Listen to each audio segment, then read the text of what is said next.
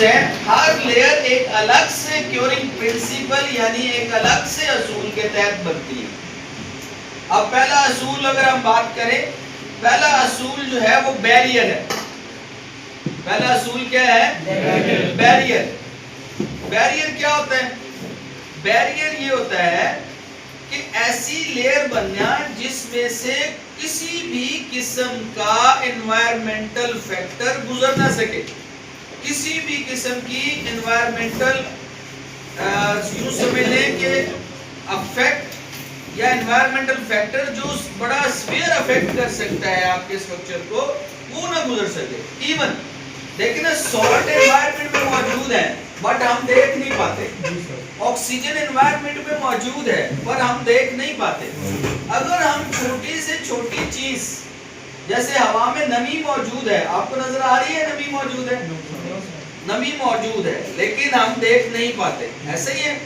اسی طرح اگر ہم ان فیکٹرز میں سے چھوٹی سی چھوٹی چیز کی طرف جائیں تو وہ پتہ چلتا ہے الیکٹرونز ہے، وہ پتہ چلتا ہے آئنز ہیں. اب پانی کے آئنز آپ کو پتہ ہے ہائیڈروکسل آئن ہوتے ہیں اور ہائیڈروجن آئن ہوتے ہیں. اب یہ آئنز اور یہ الیکٹرونز اتنے چھوٹے ہیں کہ یہ بھی اس لیئر سے نہ گزر سکیں. ایسی لیئر کو ہم امپرمیبل لیئر کہتے ہیں. امپرمیبل یعنی ایسی لیئر جو اجازت ہی نہیں دیتی کسی چیز کو اپنے اندر سے گزرنے کی. پرمیبل جس میں سے گزرا جا سکے، اور ام لگا دیں گے تو امپرمیبل جس میں سے گزرا ہی نہ جا سکے. سمجھے بات؟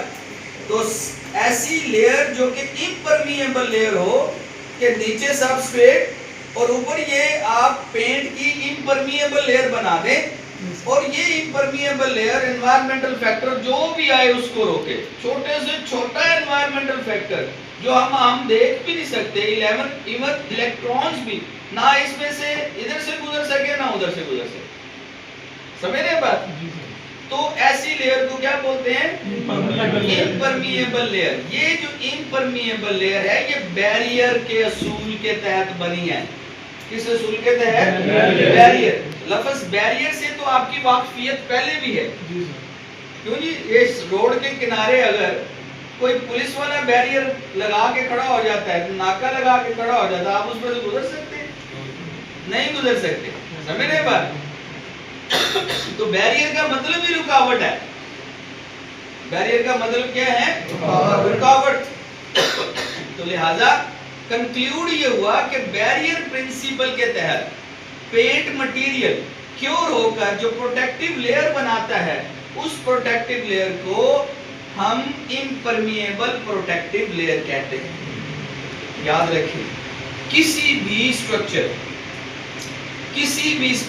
کی پروٹیکشن اس وقت تک کمپلیٹ نہیں ہوتی جب تک بیریئر پرنسپل کے تحت بننے والی امپرمیبل لیئر اس کے اوپر نہیں بنتی.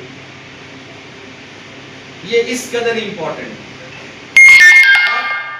ڈیفرنٹ پینٹ سسٹمز ہیں جو ہم یوز کرتے ہیں.